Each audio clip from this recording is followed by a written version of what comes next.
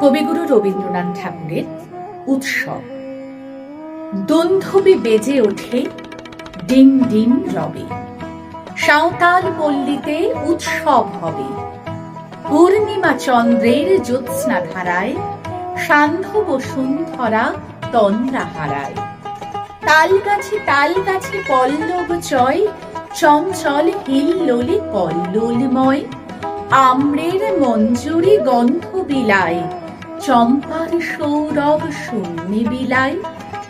দান করে কুসুমিত কিংশুক বন, সাঁওতাল কন্যার কর্ণভূষণ। অতি দূর প্রান্তরে শৈল চূড়ায়, মেঘেরা চিনাংশুক পতাকা উড়ায়। ওই শুনি পথে পথে হই হই ডাক, বংশীর সুরে তালে বাজে ঢোল ঢাক।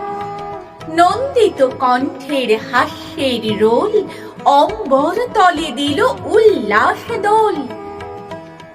ধীরে ধীরে সরবরি হয় অবসান, উঠিল বিহঙ্গের প্রত্যুষ গান। বনচূড়া রঞ্জিল স্বর্ণ লেখায়, পূর্ব দিগন্তের প্রান্ত রেখায়।